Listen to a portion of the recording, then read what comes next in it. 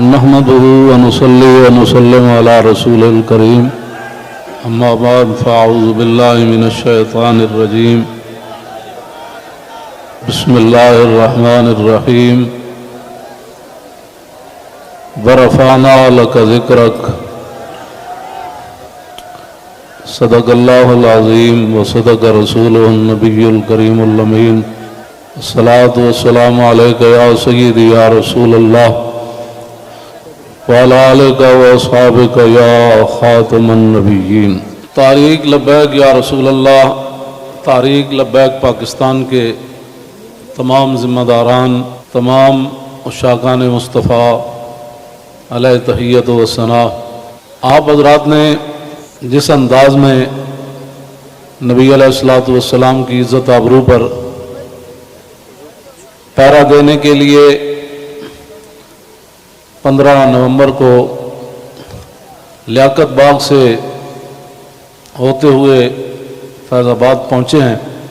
حضرت ابو ایوب انصاری نے پوری رات پہرا دیا تو میرے آقا نے فرمایا اللہم احفظ ابا ایوب کما بات یحفظنی، یا اللہ ابو ایوب انصاری نے جیسے پوری رات میرا پہرا دیا، یا اللہ ہمیشہ ان کی تو حفاظت فرما، اور جو تم ہمارے تحریک لبیک یا رسول اللہ کے ساتھ کر رہے ہو یہ آپ کے لیے مناسب نہیں ہے۔ میں بڑا محتاط لفظ بول رہا ہوں، صدا بادشاہی میرے رب کی ہے، وفا موختی ازما بکار دیگراں کر دی۔ وفا تم نے اسلام سے سیکھی، مراد یہ ہے کہ اسلام آباد یہ مسلمانوں کی جو ہے وہ جگہ ہے اور اس کے لیے لاکھوں مسلمانوں نے قربانیاں دی۔ وفا موختی ازما بکار دیگراں کر دی، اور ربودی از گوہر ماں نثارے دیگراں کر دی۔ ہیرے جواہرات تم یہاں سے لوٹتے ہو اور وہ نچھاور غیروں پر کرتے ہو۔ صدا بادشاہی میرے رب کی ہے، اس حد تک آگے نہ جاؤ کہ پھر تمہیں بھاگنے کے لیے اللہ کے غضب سے جگہ بھی نہ ملے۔ مٹے نامیوں کے نشان کیسے کیسے اور زمین کھا گئی آسماں کیسے کیسے۔ آپ کو جو بھی حضور نے فرمایا مومن بزدل تو ہو سکتا ہے، جھوٹا نہیں ہو سکتا۔ جو تمہیں غلط رپورٹیں دیتے ہیں ایجنسیوں والے، ایک دن عدالت لگنی ہے جہاں ایک بلی کو باندھنے والی عورت جہنم میں چلی گئی، حضور نے فرمایا میں نے دیکھا اس کا چہرہ نوچ رہی تھی۔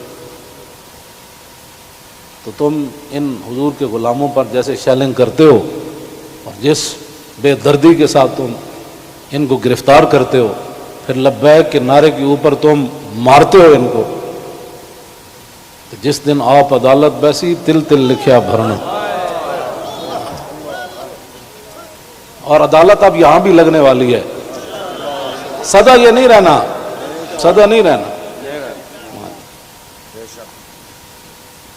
یہ تمہیں تمہاری ایجنسی نے خبر دی کہ ہم جی فرانسیسی ایمبیسی کے اوپر حملہ کرنے جا رہے ہیں، ہمارے تو تصور میں بھی یہ بات نہیں تھی۔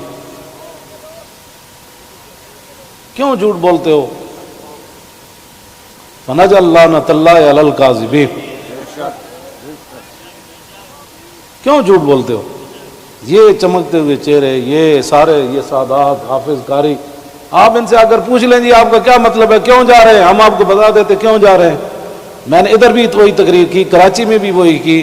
چڑھتی ہے جب فقر کی سام پہ تیغ خودی، تو پھر ایک سپاہی کی ضرب کرتی ہے کار سپاہ۔ جن کے تم کہنے پر مسجدوں میں جوتوں سمیت داخل ہوتے ہو،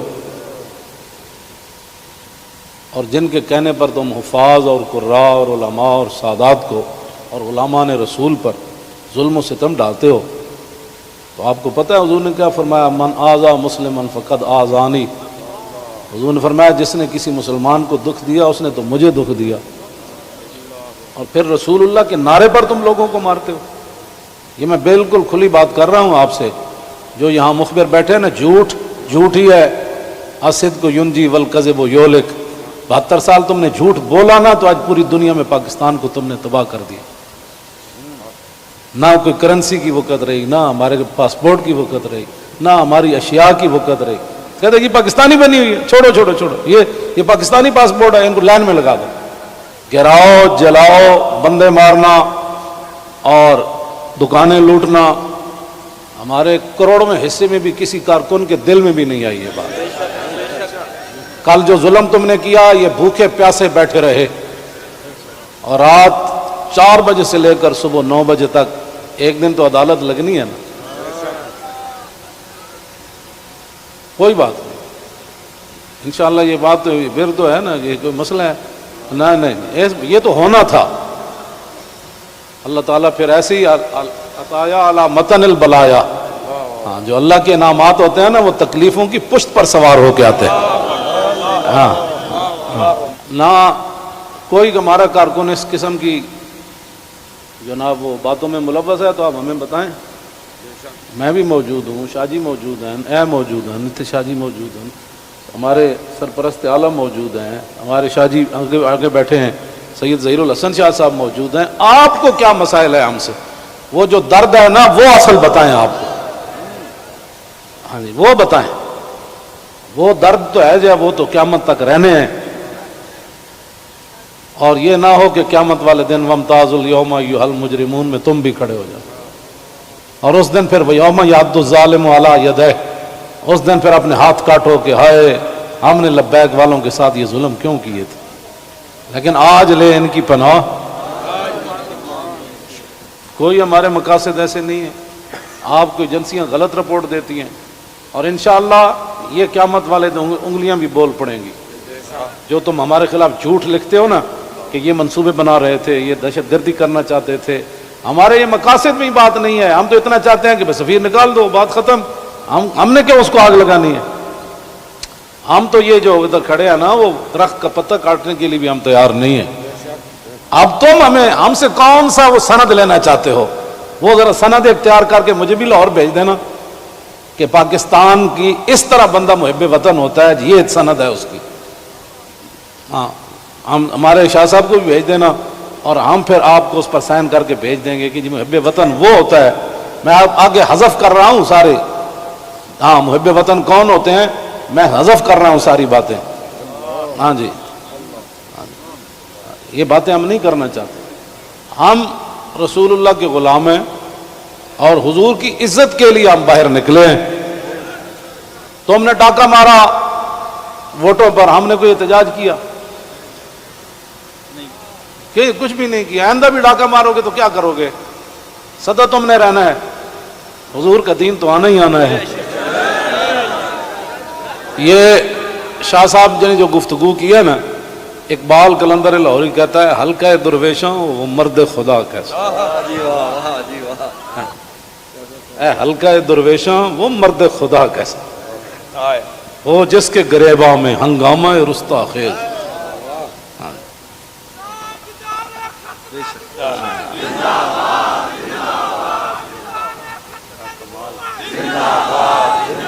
وہ حلقہ درویشاں وہ مرد خدا کیسا.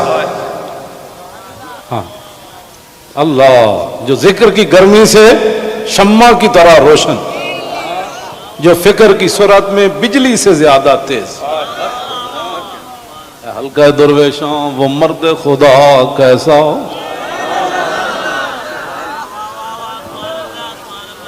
او حلقہ درویشاں وہ مرد خدا کیسا. حلقہ درویشاں وہ مرد خدا کیسا. غیرت ہے بڑی چیز جہان تگو دو میں. یہ سارے یہ تو آپ. کل میں نے جب آپ کا منظر دیکھا نا تو میں نے کہا صدیاں گزر گئیں. آپ نے جو وہاں کل منظر بنایا نا، یہ بنانے سے نہیں بنا، بات کہیں اور سے آ گئی. تاجدار ختم نبوت. اور اللہ تعالیٰ پاکستان کو سلامت رکھے. اللہ نہ کرے کوئی وقت آیا تو یہ سب سے پہلے یہی ہوں گے لوگ. اور میں آپ کو سچی بات بتا رہا ہوں، ان حضور کے غلاموں سے نہ الجھو، ان حضور کے غلاموں سے نہ۔ باقی رہ گیا ہندوؤں کا مسئلہ، تو ہمیں قطب مینار بھی قطب الدین ایبک چھوڑ کر گیا دہلی میں، دہلی دی جامع مسجد بھی ساڑی ہے، آگرہ دا تاج محل بھی ساڑا ہے، بابری مسجد کا ساتھ جو تم نے کیا اس کا بدلہ تو ہم نے لینا ہے۔ ہاں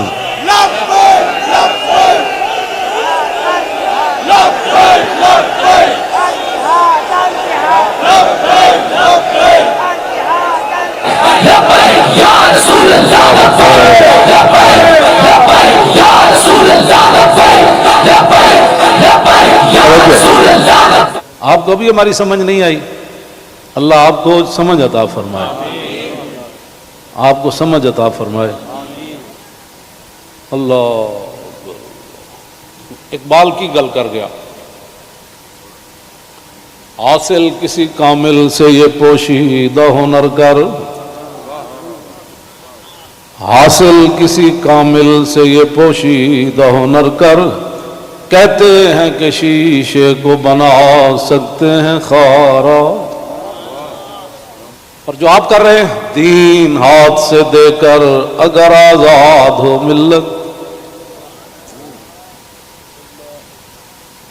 رسول اللہ کی عزت پر بات بن گئی، اور پھر قبر کے اندر رسول اللہ نے پوچھ لیا، ہاں جی وہ آئے تھے تو آپ بجائے اس کے ان کے ساتھ کھڑے ہوتے، آپ ان کو مارتے رہے،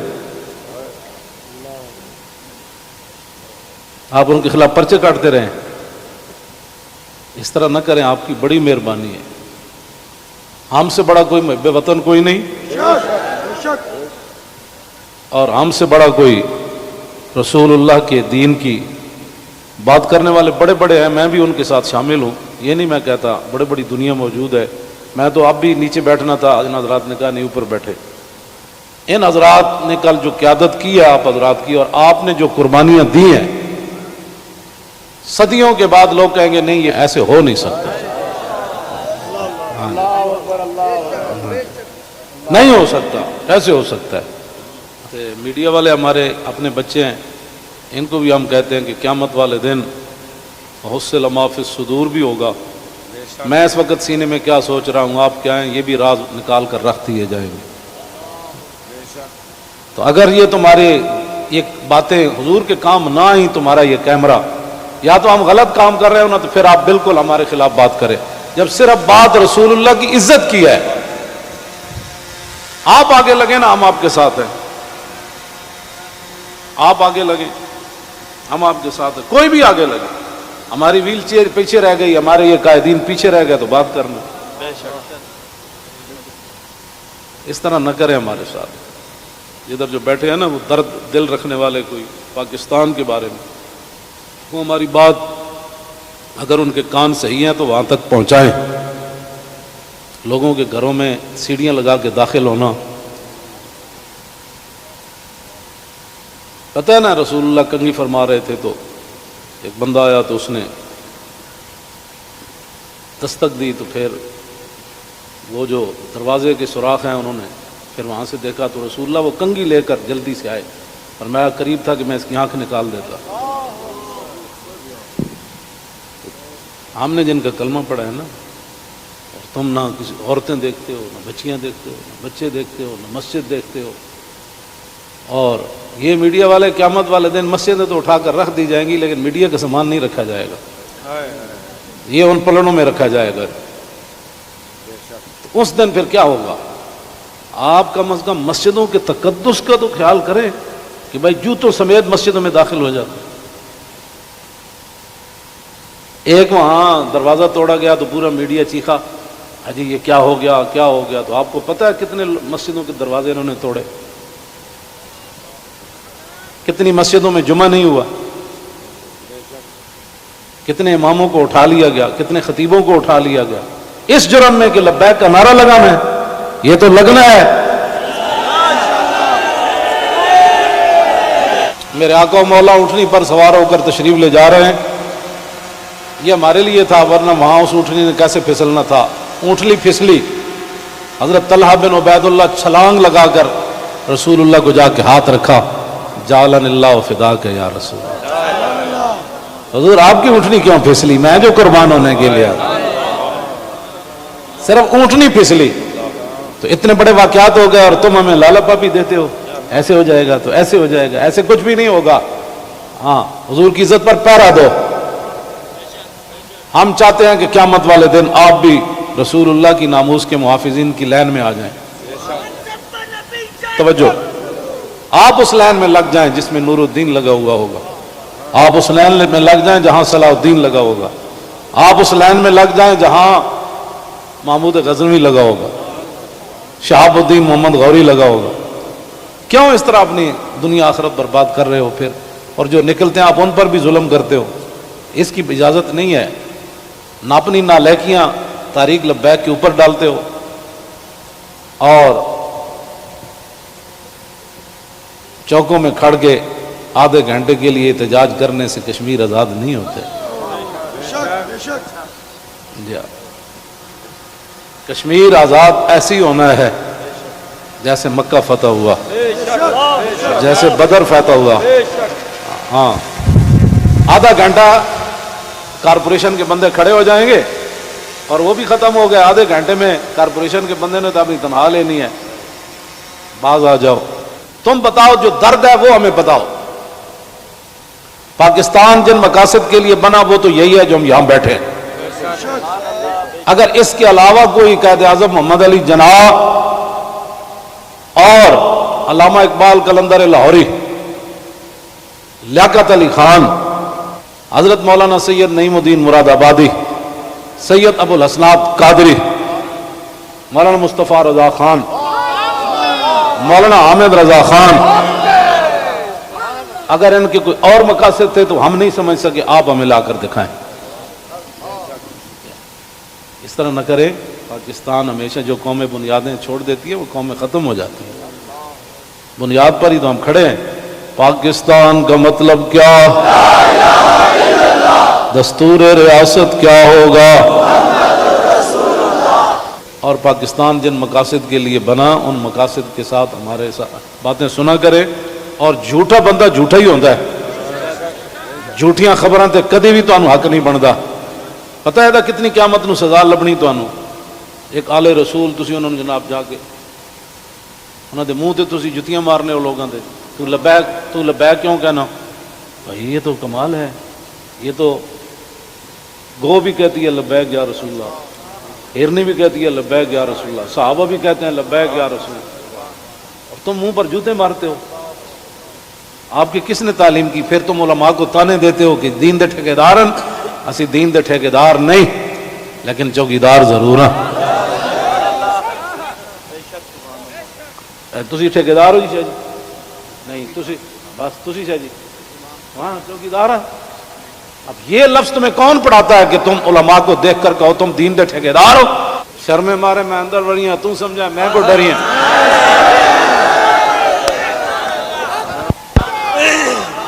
یہ کیڑی بات؟ یہ کیا بات مال ہے؟ یہ کیا ٹھیکیداری تو کبھی بھی ہم نے دعوے نہیں کیے، یا کبھی کہا ہو تو بتاؤ ہم نے ٹھیکیداری کی دعوت کی ہے، دعوے کیے ہم نے کبھی بھی نہیں کہا ہم تو رسول اللہ کے غلام ہیں اور رسول اللہ کی عزت کی بات کرتے ہیں۔ اور اگر یہ جو مجمع ہے اور یہ جو عاشقان مصطفیٰ اس کے مقابلے میں آپ کے پاس دنیا میں کوئی بندے ہیں نا تو وہ میرے سامنے لاؤ۔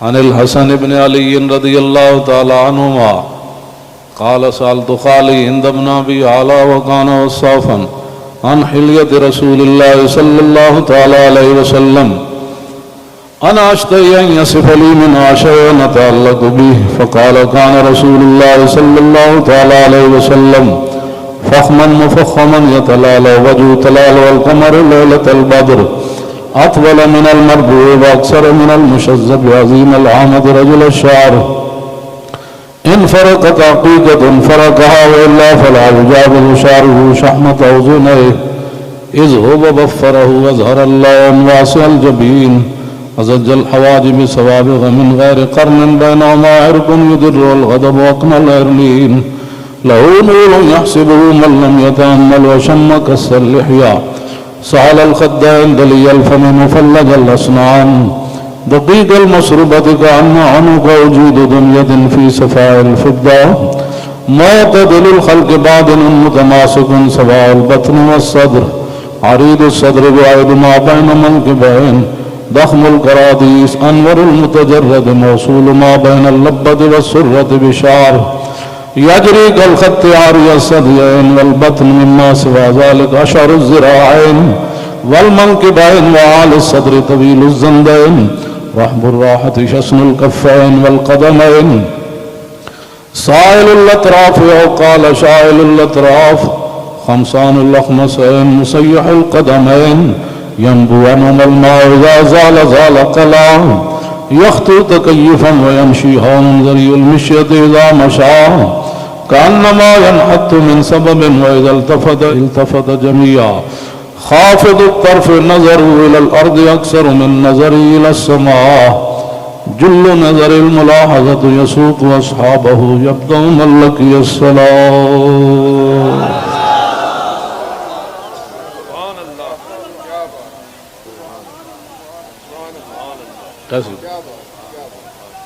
عن الحسن بن علي رضي الله تعالى عنهما قال سألت خالي عند ابن أبي هالة وكان وصافا قلت صف لي منطق رسول الله صلى الله تعالى عليه وسلم قال كان رسول الله صلى الله تعالى عليه وسلم متواصل الأحزان دائم الفكرة ليست له راحة طويل السكت لا يتكلم في غير حاجة يفتتح الكلام ويختمه بأشداقه وفي رواية بسم الله ويتكلم بجوامع الكلم كلامه فصل لا فضول ولا تقصير ليس بالجافي ولا بالمهين يعظم النعمة وإن دقت لا يذم منها شيئا غير أنه لم يكن يذم ذماكا ولا يمدحه ولا تغضبه الدنيا ولا ما كان لها فإذا تعدي الحق لم يكن لغضبه شيء حتى ينتصر له ولا يغضب لنفسه ولا ينتصر لها وإذا أشار بكفي كلها وإذا تعجب قلبها وإذا تحدث اتصل بها وضرب براحته اليمنى بطن إبهامه اليسرى وإذا غضب أعرض وأشاح وإذا فرح غض طرفه جل ضحك التبسم يفتر عن مثل حب الغمام. عن علي رضي الله تعالى عنه قال لم يكن رسول الله صلى الله تعالى عليه وسلم بالطويل الممقت ولا بالكثير المتردد وكان ربعة من القوم ولم يكن بالجاد القتت ولا بالسبت كان رجلا شارا ولم يكن بالمطهم ولا بالمكلسم وكان في وجهه تدبير أبيض مشرب أدعج العينين أهدب الأشفار جليل المشاش والكتت أجرد ذو مسربة شسن الكفين والقدمين إذا مشى تقلع كأنما ينحط من سبب وإذا التفت معه بين كتفيه خاتم النبوة وهو خاتم النبيين أجود الناس صدرا وأصدق الناس لهجة وألينهم عريقة وأكرمهم عشيرة مرة وبداهة هابا ومن خالته معرفة أحبا يقول نائته لم أر قبله ولا بعده مثله. عن الحسن بن علي رضي الله تعالى عنهما قال سألت خالي هند بن أبي هالة وكان وصافا عن حلية رسول الله صلى الله تعالى عليه وسلم أشتهي أن يصف لي منها تعلق بي فقال كان رسول الله صلى الله تعالى عليه وسلم فخما مفخما يتلالى وجه تلالى القمر ليلة البدر فذكر الحديث بطوله قال الحسن فكتمت الحسين زمانا ثم حدثته ووجدته قد سبقني إليه فسأله عما سألته ووجدته قد سأل أباه عن مدخلي وعن مخرجه وشكلي فلم يدع منه شيئا. قال الحسين سألت أبي عن دخول رسول الله صلى الله تعالى عليه وسلم فقال كان إذا آوى إلى منزله جزا دخوله 3 أجزاء جزءا لله عز وجل وجزءا لأهله وجزءا لنفسه ثم جزء بينه وبين الناس فيرد ذلك بالخاصة على العامة ولا يدخر عنهم شيئا وكان من سيرته في جزء الأمة إيثار آل الفضل بإذنه وقسمه على قدر فضلهم في الدين فمنهم ذو الحاجة ومنهم ذو الحاجتين ومنهم ذو الحوائج فيتشاغل بهم ويشغلهم فيما يصلحهم والأمة من مسألة عنه وإخبارهم بالذي ينبغي لهم ويقول ليبلغ الشاهد منكم الغائب وأبلغوني حاجة من لا يستطيع إبلاغها ثبت الله قدمه يوم القيامة لا يذكر عنده إلا ذلك ولا يقبل من أحد غيره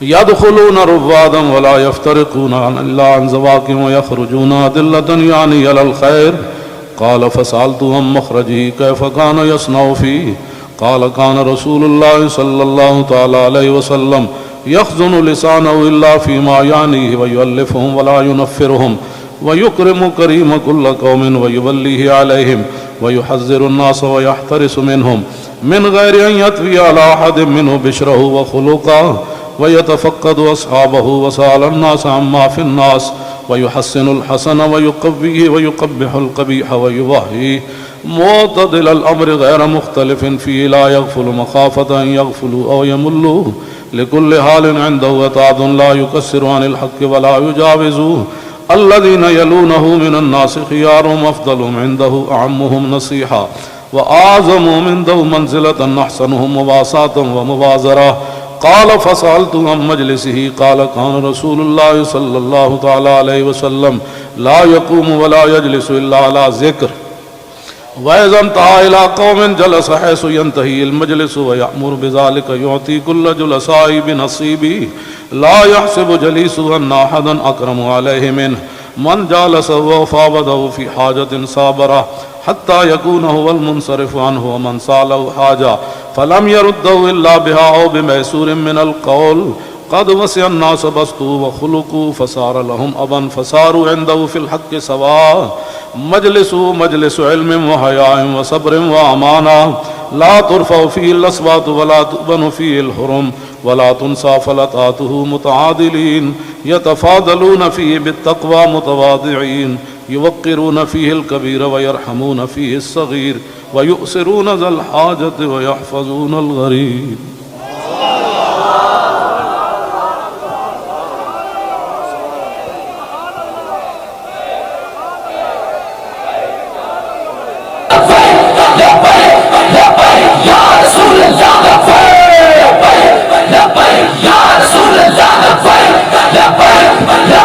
Ya Rasulullah